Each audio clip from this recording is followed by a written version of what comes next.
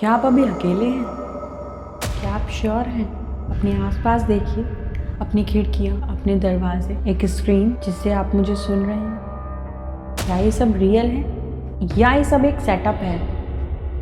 एक ऐसा सेटअप, एक ऐसा सिस्टम जिसे आपके पैदा होने से पहले ही बना दिया गया था। आपका स्कूल, आपकी जॉब, आपके बिलीव्स, यहाँ तक कि आपका डर। आज मैं एक ऐसा पॉडकास्ट आपके सामने लेकर आई हूँ जो आपकी आंखें खोल देगा। आपने एक ऐसे सीक्रेट ग्रुप के बारे में लोगों को चर्चा करते हुए सुना होगा जो रूह का सौदा करता है, जो आपकी सोल खरीदता है और बदले में आपको सब कुछ दे देता है। यस, जी हाँ, आप बिल्कुल सही सोच रहे हैं। Right now I am talking about the illuminati.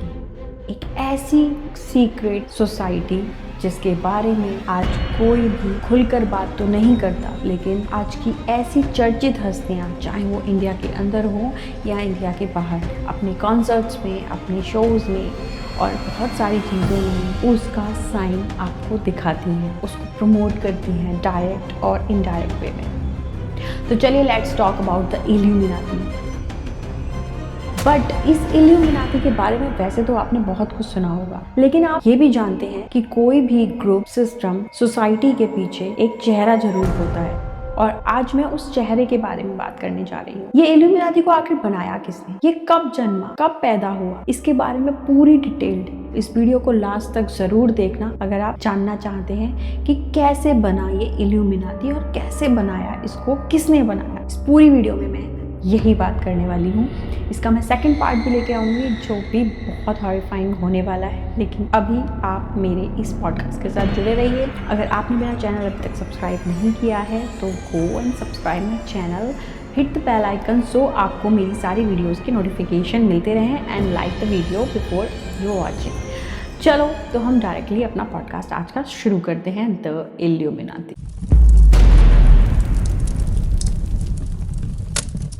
ये कहानी शुरू होती है 6 फरवरी 1748 के बवारिया, जर्मनी के एक छोटे से शहर के साथ। जोहान जॉर्ज विशॉप्ट के घर एक बेटा पैदा हुआ, एडम विशॉप्ट। एडम सिर्फ 5 साल का था जब उसके सर से पिता का साया उठ गया। उसकी परवरिश की जिम्मेदारी उसके गॉडफादर वेरॉन वैन स्टैट ने ली। स्टैट एक प्रोफेसर था और स्टैट ने एडम को पढ़ाने के लिए उस वक्त की सबसे powerful university, strict religious organisation के पास भेजा, द जेसुइट्स ने एडम को डिसिप्लिन सिखाया, उसे पढ़ाया, लेकिन उन्होंने एक गलती कर दी। उन्होंने एडम को अपनी सीक्रेट लाइब्रेरी का एड्रेस दे दिया। वहाँ उस अंधेरे कमरे में 10-12 साल के एडम ने कुछ ऐसी किताबें पढ़ी जो चर्च ने फॉरबिडन कर दी थी, यानी कि उन प्रतिबंध लगा दिया गया था कि उन्हें कोई नहीं पढ़ सकता। तो एक्चुअली उन किताबों में ऐसा क्या लिखा हुआ था? फिलॉसफी, साइंस और रीजन। एडम का दिमाग अब जहर से भरने लगा था, एक ऐसा जहर जो सिस्टम के लिए बहुत खतरनाक था। एडम को नफरत होने लगी थी उन सब चीजों से जो इस दुनिया को चला रही थी। उसे एहसास हुआ कि जीसस और मोनार्ची यानी कि राजा लोगों को धर्म और डर से डरा रहे हैं और उन्हें कंट्रोल कर रहे हैं और इसी से ये दुनिया चल रही है। उसने तभी फैसला कर दिया कि वो इस सिस्टम को बर्बाद कर देगा।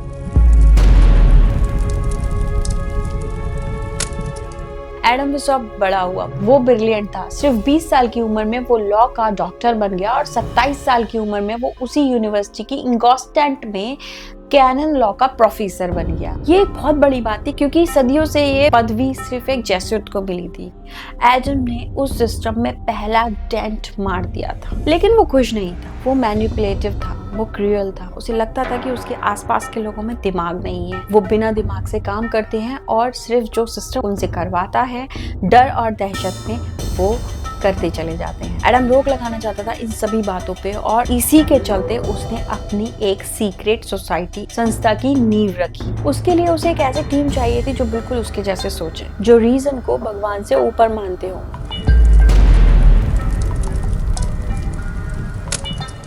1 मई 1776, ये तारीख नोट कर लीजिए। 1 मई एक ऐसा पुराना फेस्टिवल है, बेल्टेन, एक ऐसी रात जब कहते हैं कि फिजिकल और स्पिरिचुअल दुनिया के बीच का पर्दा थोड़ा सा हल्का हो जाता है। इसी रात एडम विशॉप्ट ने अपने 5 सबसे ज्यादा भरोसेमंद स्टूडेंट्स के साथ मिलकर एक सीक्रेट सोसाइटी बनाई और आप जानकर हैरान हो जाएंगे कि जिसका नाम उस टाइम इल्यूमिनाटी नहीं था, उसका नाम द ऑर्डर ऑफ परफेक्टिबिलिस्ट, यानी परफेक्ट बनने वालों का ऑर्डर। एडम बिशॉप ने अपना नाम रखा ब्रदर स्पार्टस, एक ऐसे रोमन गुलाम के नाम पर जिसने रोम के खिलाफ सबसे बड़ी साजिश की थी। उसका मकसद था सभी गवर्नमेंट्स को उखाड़ फेंकना, सभी रिलीजन्स को खत्म कर देना और अपना एक नया रूल बनाना, एक ऐसी दुनिया जिसे वो इनलाइटेंड ज्ञानी लोग यानी वो खुद चलाना चाहता था। उसका प्लान सिंपल था, इन्फिल्ट्रेट, घुसपैठ कर दो सिस्टम में, पॉलिटिक्स में, गवर्नमेंट में, फाइनेंस में और धीरे धीरे पावर पर कब्जा कर लो।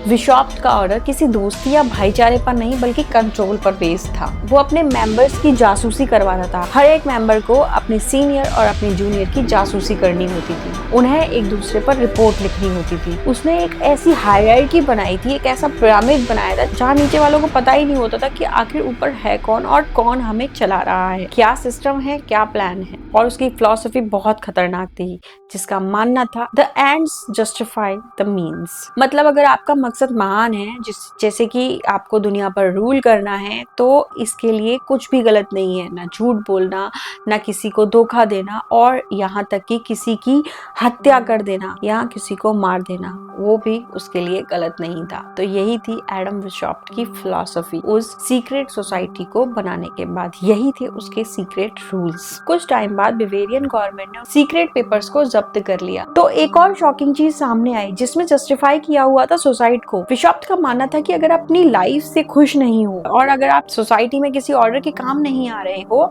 तो आप सुसाइड कर सकते हो। मतलब सुसाइड को कोई कैसे जस्टिफाई कर सकता है, पर बिशॉप ने किया था। वो इंसानों को इंसान नहीं समझता था, वो इंसानों को समझता था एक टूल।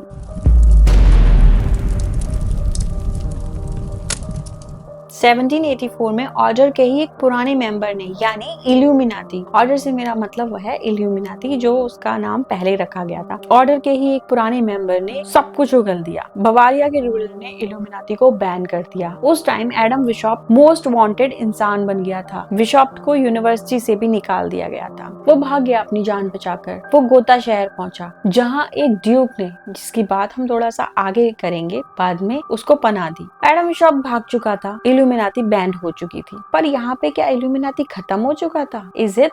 क्योंकि आप एक आदमी को बैन कर सकते हैं, उसकी सोच को नहीं, उसकी सोसाइटी को नहीं, उसके सीक्रेट मेंबर्स को नहीं, जो कि आज तक चल रहा है। अब इल्यूमिनाती की सोच सोसाइटी जो आज तक चल रही है उसको समझने के लिए हमें समझना होगा इल्यूमिनाती चलती कैसे है, आखिर उसका सिस्टम था क्या पहले जो आज तक चलता आ रहा है। तो चलिए लेट्स बिगिन।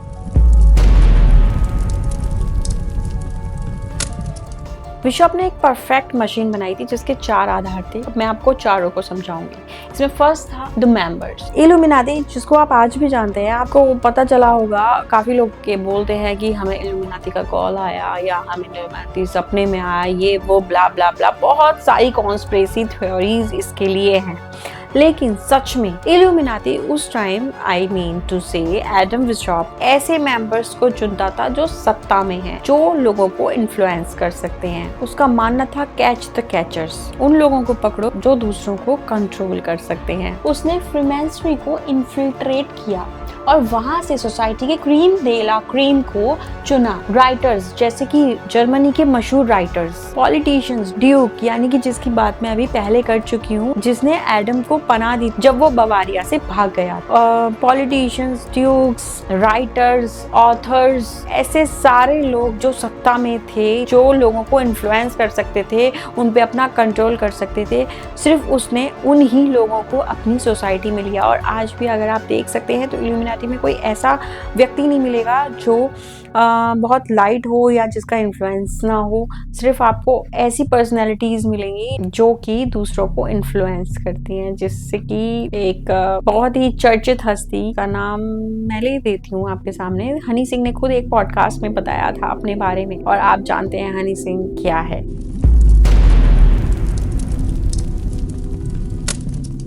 दूसरा द रूल्स, द स्ट्रक्चर। उसने एक पिरामिड स्ट्रक्चर बनाया जिसमें कि सबसे नीचे होते थे द नोबाइस। उन्हें कुछ नहीं पता होता था, उन्हें सेल्फ इम्प्रूवमेंट के लेक्चर्स दिए जाते थे। इनके ऊपर होते थे मिनरेबल, इनको एंशिएंट नॉलेज दी जाती थी। और उनके ऊपर होते थे द एरियोपेजिट। ये बिशॉप के वो 12 लोग थे जो असली प्लान जानते थे जो वर्ल्ड को डोमिनेट कर रहे थे। वर्ल्ड डोमिनेशन है, नीचे वालों को कभी पता ही नहीं चलता था कि ऊपर कौन बैठा है। तो यही था इल्यूमिनाटी का रूल।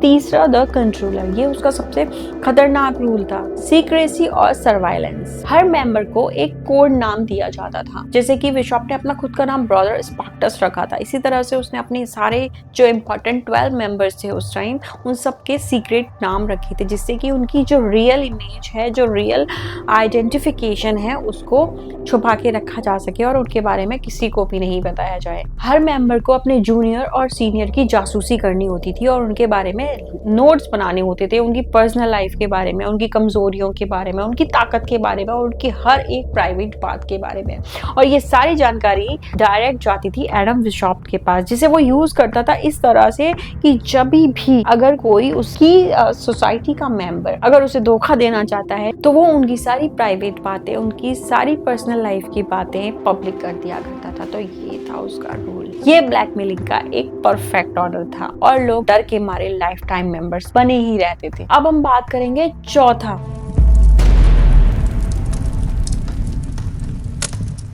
जो है द सिंबल्स।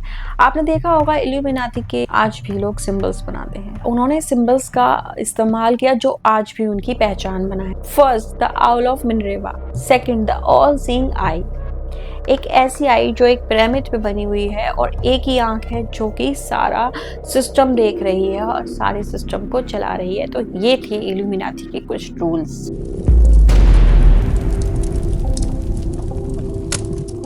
अब हम बात करेंगे उसकी लेगेसी, द अनडाइंग आइडिया के बारे में। तो अब दोबारा सोचिए, बवारिया से सिर्फ एडम बिशॉप भागा था, लेकिन उसके मेंबर्स, वो राइटर्स, वो पॉलिटिशियंस, वो बैंकर्स, वो ड्यूक, वो सारे कहाँ गए? वो वहीं रहे, अपने इन्फ्लुएंस के साथ, अपने राज के साथ और उस पिरामिड स्ट्रक्चर के साथ जो आज तक रूल कर रहे हैं इस दुनिया पे। एडम बिशॉप ने अपनी बाकी की जिंदगी गोता में ही गुजारी। वो किताबें लिखता रहा अपने ऑर्डर को डिफेंड करने के लिए। 18 नवंबर 1830 को 82 इयर्स की उम्र में उसकी मौत हो गई।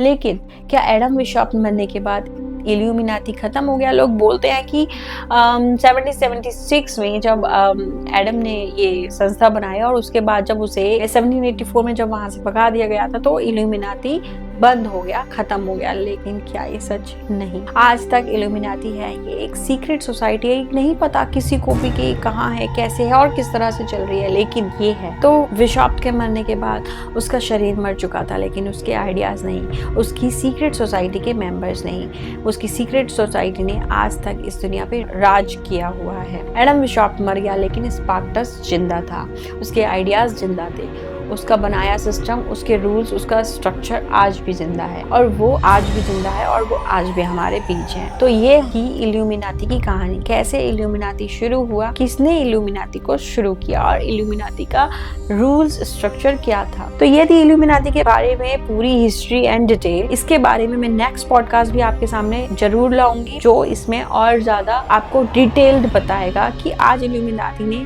किस तरह से दुनिया के लोगों को अपने सोसाइटी का हिस्सा बनाया हुआ है।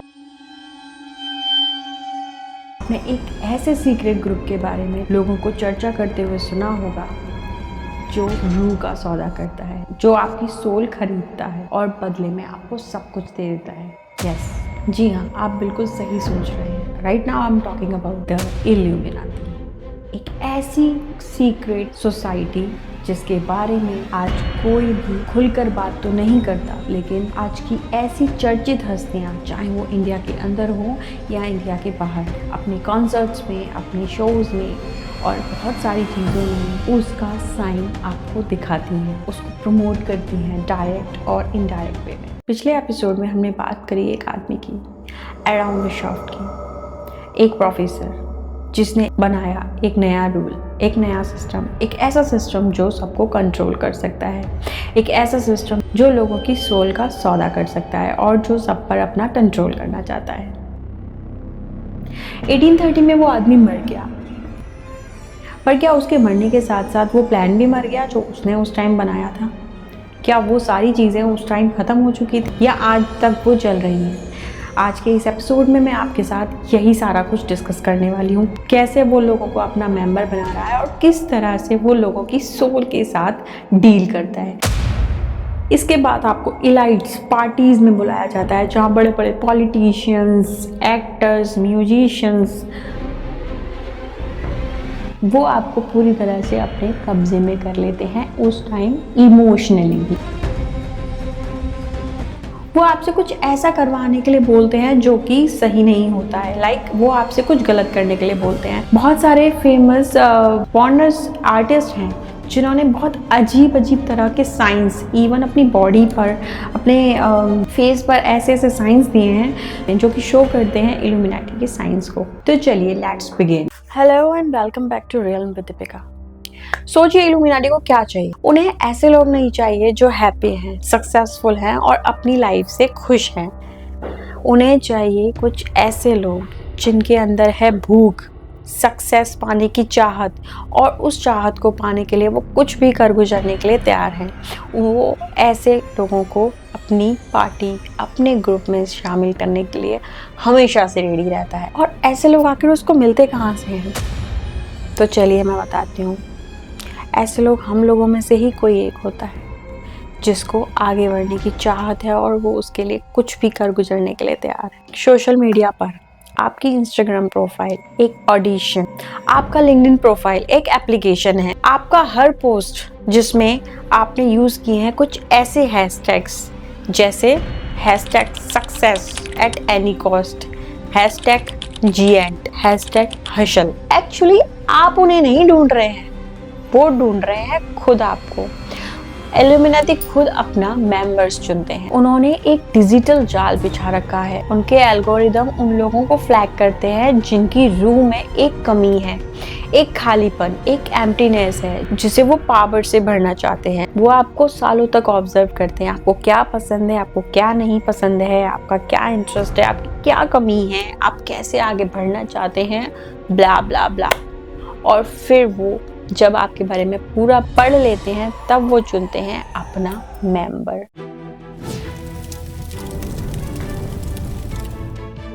जब उन्हें सही कैंडिडेट मिल जाता है तो भेजा जाता है एक इनविटेशन।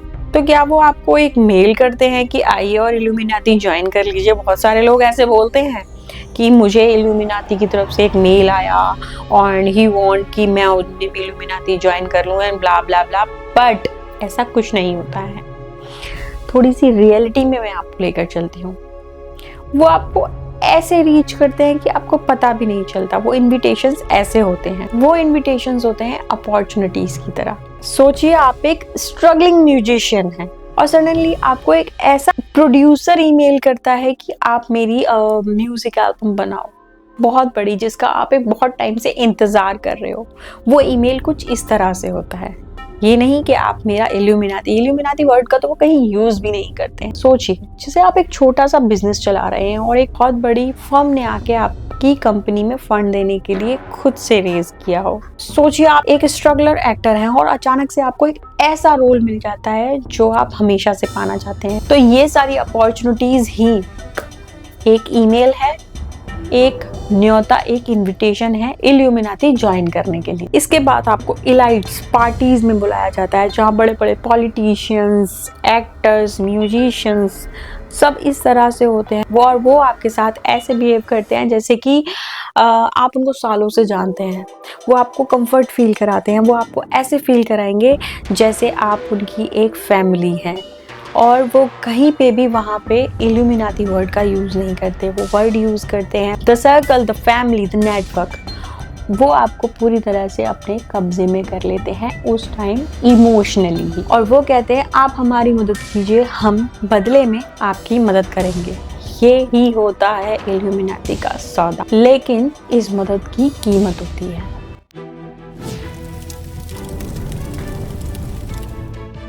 तो अब हम आते हैं स्क्रिप्ट के सबसे डार्क हिस्से पर, रूह का सौदा।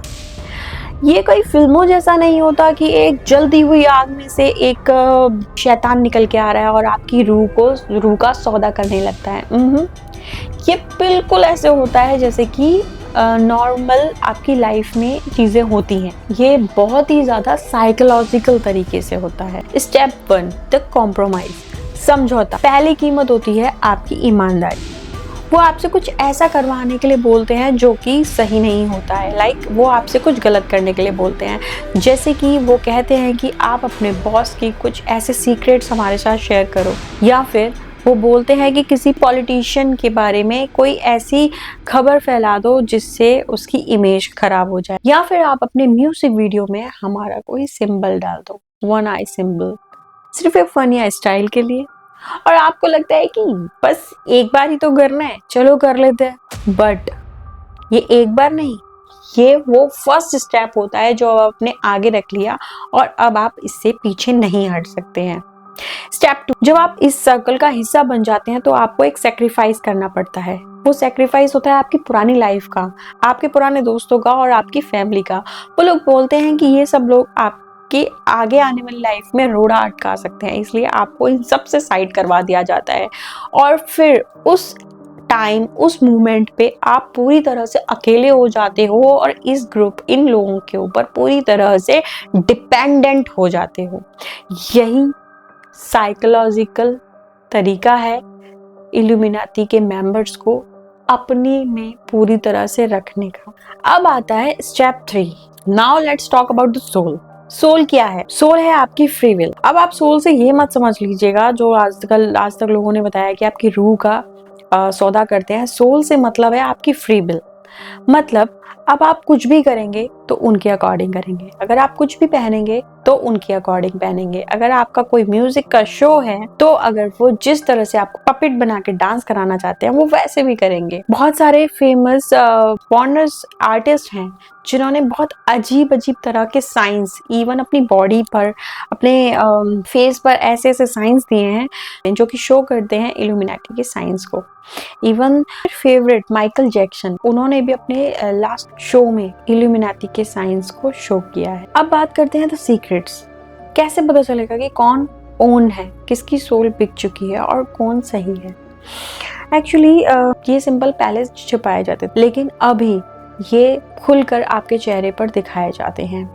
The owl of Minerva, the all seeing eye, एक ऐसी आंख जो पिरामिड पे बैठी हुई है। बहुत सारे फेमस आर्टिस्ट को आपने देखा होगा एक आंख छुपाते हुए एक इशारा। बहुत सारे म्यूजिशियन, आर्टिस्ट, पॉलिटिकल, बहुत सारे लोग मिल जाएंगे, मैं किसी का नाम नहीं लेना चाहती, वो आपको ये वाले साइन दिखाते हुए मिल जाएंगे। तो ये सब क्या है? ये उन्हीं के साइंस हैं। ये कोई स्टाइल नहीं है, ये है ब्रांडिंग। जिसे आप सोचिए कि एक किसान एक बहुत गर्म तपते हुए लोहे से अपने जानवर के ऊपर एक मार्क लगाता है। उस मार्क का मतलब होता है कि ये जानवर अब मेरा है। उसी तरह से ये साइंस आपके ऊपर ठप्पा है कि अब आपकी सोल नहीं है, ये सोल हो चुकी है अब उस सीक्रेट सोसाइटी, उस द इल्यूमिनाटी सोसाइटी की, जो कि अब आपकी नहीं है। अब हम बात करेंगे ग्लिच की। बहुत सारे आर्टिस्ट को आपने ऐसा देखा होगा कि अपने शोज में वो बहुत अजीब अजीब सी हरकतें करते हैं, अपने बाल काटने लगते हैं, बहुत अजीब अजीब, कभी कभी इल्यूमिनाटी के बारे में बोलने लग जाएंगे या कुछ ऐसे इशारे करेंगे। तो कॉन्स्पिरेसी थ्योरीज के अकॉर्डिंग उनको बता दिया जाता है कि ये MK अल्ट्रा ग्लिच है और उनको उसके बाद भेज दिया जाता है रेहाब में। उसके बाद उनको जो भी किया जाता है और जब वो वहां से लौटते हैं तो वो होते हैं एकदम शांत, नॉर्मल और ऑन मैसेज। ये अब बाकी पपिट्स के लिए एक वार्निंग होती है कि जो भी आपने किया है आगे से नहीं होना चाहिए, वरना आपको बख्शा नहीं जाएगा। The end game now. तो द फाइनल थिंग इज, ये सब ड्रामा क्यों ये सारी दौलत, ये सारी चीजें, ये सब ड्रामा, इसका पॉइंट आखिर क्या है? तो द पॉइंट इज जो एडम बिशॉप का था, ऑर्डर आउट ऑफ चाओस। पहले चाओस फैला दो, पहले ऐसी सिचुएशंस क्रिएट कर दो, कोई भुखमरी ला दो, या फिर कोई सोशल मीडिया पर लोगों को एक दूसरे के खिलाफ भड़का दो, या फिर एकदम से कुछ ऐसी कंडीशन ला दो जिसमें लोग अपने आप को सेफ्टी के लिए आपके आगे गिड़गिड़ाने लगे। और तब इल्यूमिनाटी अपना ऑर्डर पेश करेगी, वन वर्ल्ड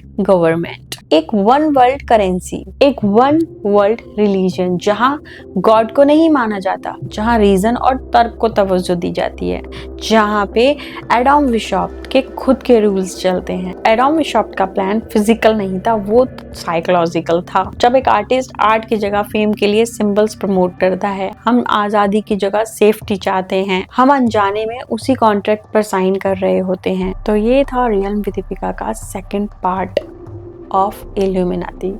मैं आशा करती हूँ आपको इससे बहुत कुछ नॉलेज मिली होगी, सीखने को मिला होगा। आपको क्या करना है, इससे क्या सीख मिली, मैं आपको इसका एक कंक्लूजन जरूर देना चाहूँगी गाइज।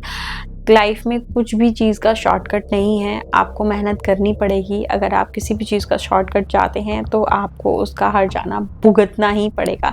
सिर्फ एक भगवान ही है जो आपको आपके कर्मों के अकॉर्डिंग, आपकी सही मानसिकता के अकॉर्डिंग, और अगर आप गलत चल रहे हैं तो उसके अकॉर्डिंग आपको फल देते हैं। वही एक सत्य है। तो अपने आप को सेफ रखें, सुरक्षित रखें, इन सब चीज़ों से दूर रखें। और मैं एक और चीज़ कहना चाहूँगी कि कभी भी इल्यूमिनाती का कोई भी सदस्य है, इल्यूमिनाती के बारे में आपको तारीफ करते हुए एकदम से कम मिलेगा, जैसे कि मैं।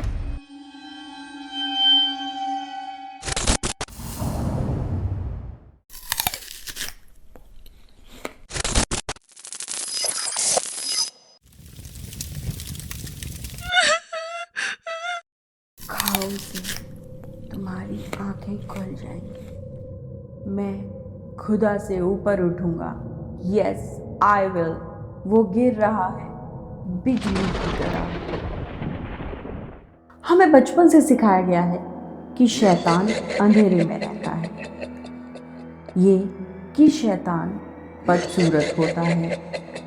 पर क्या हो अगर मैं आपसे कहूँ कि ये सारी की सारी बातें झूठी हैं, बेबुनियाद हैं। असली इविल अंधेरे में नहीं होता, वो लाइट बनकर आता है, इतना खूबसूरत कि आपकी रूह खिंची चली जाती है। आज हम बात करने वाले हैं उस सांप की जिसने आपको डसा नहीं बल्कि बिना डसे एक ऐसा जहर दे दिया जो आपकी ज़िंदगी को बर्बाद कर रहा है। वो जहर है ज्ञान का। आज हम बात करेंगे गार्डन ऑफ एडन की। एक ऐसा गार्डन जो गार्डन नहीं बल्कि एक जेल थी। इल्यूमिनाती के लोग शैतान की पूजा नहीं करते, वे पूजा करते हैं उस फॉलन एंजल की, उस गिरे हुए फरिश्ते की जो हमारा दर्द खाता है। आपका डिप्रेशन, आपकी एंजाइटी, आपका फियर, उसका खाना है। क्या आप तैयार हैं उस रोशनी को मेरे साथ देखने के लिए जो जलती है और जलाती भी? Welcome to the darkest chapter of the realm, part 3 of Illuminati. अपने हेडफोन्स को टाइट कर लीजिए और रेडी हो जाइए मेरे साथ इस सफ़र में आगे बढ़ने के लिए, और अपनी हार्ट बीट्स को थामे रखिएगा। जो लोग ये एपिसोड को रात में देख रहे हैं उनके लिए ये थोड़ा सा क्रीपी हो सकता है, तो प्लीज़ अगर आप हल्के दिल वाले हैं तो इस एपिसोड को यहीं पे बंद कर दीजिए। बाइबल और पुराने ग्रंथों में लिखा गया है जब खुदा ने फरिश्तों को बनाया तो उनमें से एक बहुत अलग था। उसका नाम था ल्यूसीफर। लैटिन में इसका मतलब लक्स यानी लाइट और फर यानी लाने वाला, द लाइट ब्रिंगर।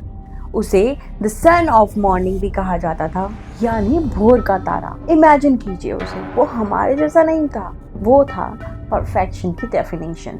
इज़ेकिएल की किताब में लिखा है कि वो हर तरह के हीरे जवाहरात से ढका हुआ था, रूबी, टॉपिस, डायमंड, गोल्ड। जब वो चलता था तो रोशनी बिखेरता था। कहा जाता है कि उसके शरीर के, उसकी बॉडी के अंदर म्यूजिक इंस्ट्रूमेंट्स इनबिल्ट थे, और जब वो बोलता था तो उसकी आवाज़ में से मधुर संगीत निकलता था। जब वो बात करता था, जब वो सांस लेता था तो जैसे कि वायलिन बज रहा है ऐसा महसूस होता था। वो जन्नत के क्वायर का लीडर था। सोचिए उस वक्त वो कितना लॉयल रहा होगा, खुदा के सबसे करीब, द अनॉइंटेड चेरब। उसके पंखों की आवाज़ से आसमान गूंजता था। कोई डर नहीं, सिर्फ प्योर ब्यूटी। इल्यूमिनाटी इसी ल्यूसीफर की पूजा करता है। वो उसे शैतान नहीं मानता, वो उसे अपना भगवान मानता है जिसके पास सारा ज्ञान और सारा आर्ट था।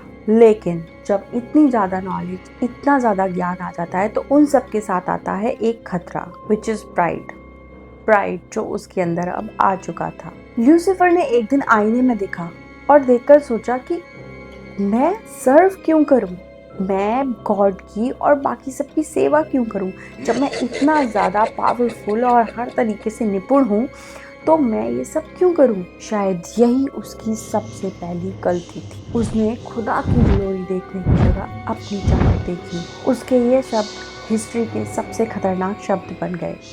आई विल, मैं करूँगा। बाइबल के ईसाई चैप्टर में उसके 5 स्टेटमेंट्स हैं। I will ascend into heaven. मैं स्वर्ग में ऊपर उठूंगा। I will exalt my throne above the stars of God. मैं अपने सिंहासन खुदा के तारों से ऊपर लगाऊंगा। I will be like the most high. मैं सबसे ऊंचे खुदा के बराबर बन जाऊंगा। जन्नत में पहली बार वॉर हुई। एक तरफ आर्कएंजल मिसाइल और उसकी आर्मी और दूसरी तरफ था लूसीफर और 1/3 फरिश्ते जिन्हें उसने अपनी बातों से बहका लिया था। सिर्फ वही उसकी टीम में शामिल हुए थे। सोचिए जरा आप उस सीन को, भाई भाई से लड़ रहा है, लाइट से टकरा रही है, लेकिन खुदा को उसका घमंड तोड़ने के लिए सिर्फ एक पल ही काफी था। यही हुआ, खुदा ने उसे वहाँ आसमान से, हेवन से जमीन पर फेंक दिया। तब से उसका नाम बना द फॉलन एंजल। जीसस ने कहा, I saw Satan fall lightning from heaven. वो गिरा, उसकी रोशनी छिन गई, उसका म्यूजिक शोर बन गया, उसके हीरे कोयले बन गए, उसकी खूबसूरती दरिंदगी में उतल गई। वो अब ल्यूसीफर नहीं था, वो बन गया था सैटन, द एडवर्सरी, दुश्मन। एक ऐसा दुश्मन जो टूटा हुआ था, जिसकी रूह जली हुई थी और अब वो सबको जलाना चाहता था। और अब उसके अंदर आ गया था सिर्फ एक चीज, विच इज रिवेंज, बदला। खुदा ने क्योंकि उसको जन्नत से निकाला था तो अब उसका फैसला था कि वो खुदा की सबसे प्यारी और सबसे पसंदीदा चीज को बर्बाद कर देगा, और वो थी इंसान। तो चलिए अब हम चलते हैं गार्डन ऑफ एडन में। हमें बचपन से ही बताया गया है कि एक पैराडाइज था, फूल, पत्ती, फल, लेकिन इल्यूमिनाटी इसे अलग नजर से देखती है। वो कहते हैं कि एडन जन्नत नहीं, एक जेल थी, एक ऐसी जेल जहां इंसान को कैद करके रखा हुआ, उसके दिमाग को कैद करके रखा हुआ था। वहां पे दुनिया के पहले इंसान एडम और एव रहते थे। वो नंगे थे, नैक्ड, लेकिन उन्हें शर्म नहीं थी। वो खुश थे, लेकिन उन्हें नहीं पता था खुशी क्या होती है। वो बस एग्जिस्ट कर रहे थे, जैसे एक पालतू जानवर एग्जिस्ट करता है, जिसे अच्छे बुरे के बारे में पता नहीं, जिसे शर्म के बारे में पता नहीं है। उनके पास अपना दिमाग नहीं होता। खुदा ने उन्हें एक आदेश दिया कि गार्डन के बीच में जो एक पेड़ है, the tree of knowledge of good and bad, उसका फल मत खाना। जिस दिन तुमने उसका फल खाया तुम मर जाओ। तब वहाँ वो आया, और वो जिस रूप में आया वहाँ पे, वो वैसा नहीं दिखता था जैसा पेंटिंग्स में दिखता है। वो आया एक सरपेंट, एक सांप के रूप में, चालाक, सेडक्टिव, हाइप्नोटिक। इमेजिन कीजिए, ईव वहाँ पेड़ के पास खड़ी थी और वहाँ वो सांप आता है। वो उसको कोई हार्म नहीं पहुँचाता है, उस पर कोई हमला नहीं करता है, बल्कि वो उससे बात करता है। और उसने क्या बोला, क्या कहा तुमने?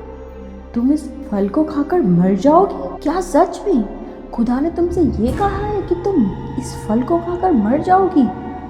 नहीं, तुम नहीं मरोगी। ये लूसीफर का सबसे पहला झूठ था, जो इंसान पर पहला हमला था। उसने कहा, खुदा जानता है कि जिस दिन तुम इसे खाओगी तुम्हारी आंखें खुल जाएंगी, तुम्हें क्या सही है और क्या गलत है उसका अंदाजा हो जाएगा, तुम्हारे पास दिमाग आ जाएगा, तुम्हारे पास आज़ादी आ जाएगी सही और गलत में अंतर करने की, और तुम खुद खुदा बन जाओगी। गौर से सुनिए, लूसीफर ईव को क्या ऑफर कर रहा था? सोना, चांदी, पावर? वो ऑफर कर रहा था नॉलेज, कॉन्शियसनेस और ईगो।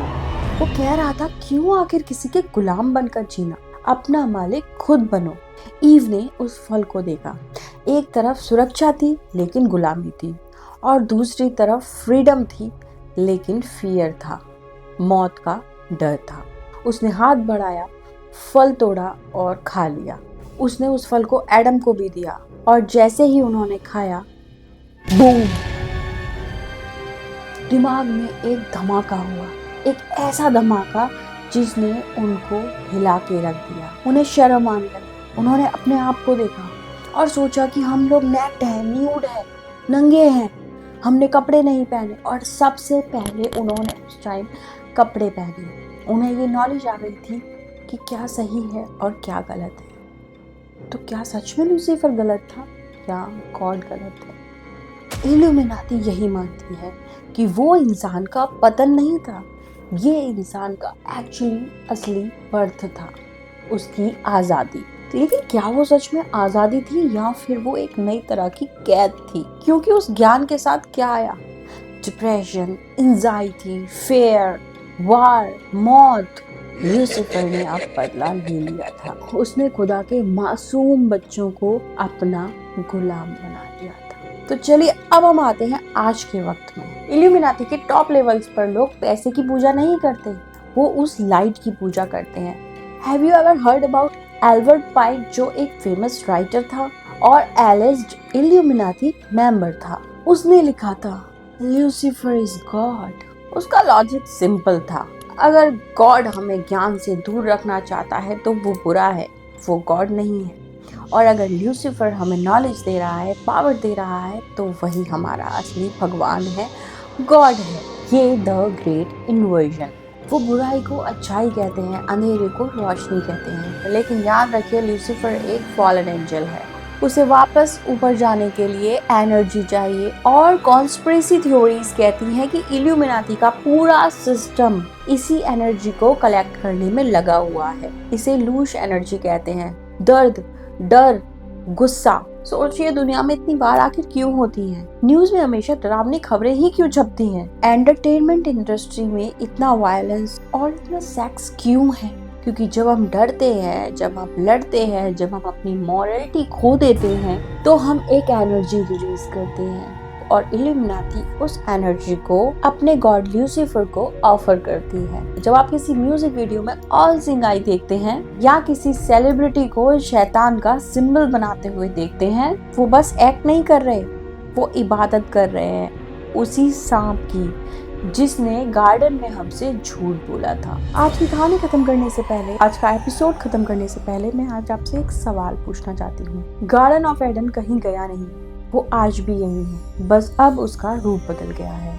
आज का फॉरबिडन फ्रूट वो आज आपके हाथ में ही है। आपका मोबाइल, आपका इंटरनेट और आपकी अनलिमिटेड ओवर नॉलेज। हमें लगता है कि हम गॉड बन गए हैं, हमें पूरा ज्ञान है, हम आज अपने आप से ज्यादा किसी को मानते नहीं हैं, इवन कहीं ना कहीं गॉड को भी। लेकिन सच बताइए, क्या हम खुश हैं इस ओवर नॉलेज के साथ, अपने टाइम वेस्ट करने के साथ? मोबाइल में 24 आवर्स हम स्क्रॉल कर रहे हैं, रील्स देख रहे हैं, और फेमस होने के लिए आज हम क्या क्या नहीं करते हैं। मतलब मैं खुद भी एक लड़की हूँ, और मैं जब इंस्टाग्राम, फेसबुक पे कभी जाती हूँ, कभी एक दो रील्स ऐसे ही स्क्रॉल एक दो बारी कर भी लेती हूँ, तो वहाँ पे मुझे कुछ ऐसे दृश्य, ऐसे सीन्स दिखाई देते हैं कि जस्ट फेमस होने के लिए लोग पागल हो रहे हैं, वो कुछ भी कर रहे हैं, और उन्हें लगता है कि ये उनकी खुशी है। लेकिन वो इस बकवास हरकतों से, चाहे वो आधे अधूरे कपड़े, नंगा डांस करके, या कुछ भी ऊंट रील्स वीडियो बना के, शायद बहुत सारे व्यूज, बहुत सारा पैसा पा रहे होंगे, लेकिन उनको भी एक अनसेटिस्फैक्शन उनके अंदर होगा ही कि वो जो कर रहे हैं वो ठीक नहीं है, वो खुशी नहीं है। दिस इज ट्रू, वो खुश नहीं है। आज आप अपने आप से पूछिए, क्या ये सब करके आप खुश हैं, या फिर हम पहले से ज्यादा अकेले, डरे हुए और या फिर शर्मिंदा है? लूसीफर का वादा आज भी वही है, तुम खुदा बन जाओगे, इज इट? लेकिन उसकी कीमत होगी आपकी रूह, आपकी सोल, आपकी फ्रीडम। इल्यूमिनाती शब्द शायद रियल हो, या शायद नहीं, लेकिन वो सांप जिसको मैंने अभी आपको गार्डन ऑफ एडन की स्टोरी में सुनाया, वो ल्यूसीफर, वो इनोसेंट है या नहीं, वो आप डिसाइड करोगे। और मुझे कमेंट सेक्शन में ज़रूर बताइएगा, is this the Lucifer is innocent और नेट। और अगर आप चाहते हैं कि ल्यूसीफर इज़ इनोसेंट, इसके ऊपर मैं एक सेपरेट पूरा एक एपिसोड लेकर आऊँ, तो वो मैं आपके लिए करूँगी। लेकिन उससे पहले आपको मुझे सब्सक्राइब करना पड़ेगा और मेरी इस वीडियो में कमेंट में आके बताना ज़रूर पड़ेगा कि is Lucifer innocent. And you on the final episode, the final one episode of Lucifer, वो आज भी जिंदा है और हम सबके बीच में है और हमारे कान में फुसफुसा रहा है कि वो फल खा लो, तुम भी भगवान बन जाओगे, तुम भी आज़ाद हो जाओगे। आज़ादी आपके हाथ में है, आप उसे चुनना चाहते हैं कि नहीं। मेरा नाम है दीपिका और आप देख रही थी रियल मी। मैं मिलती हूँ आपसे नेक्स्ट एपिसोड में। मेरे साथ जुड़े रहिए, बने रहिए और लूसीफर इज इनोसेंट और नॉट मुझे ज़रूर बताइएगा। Good night.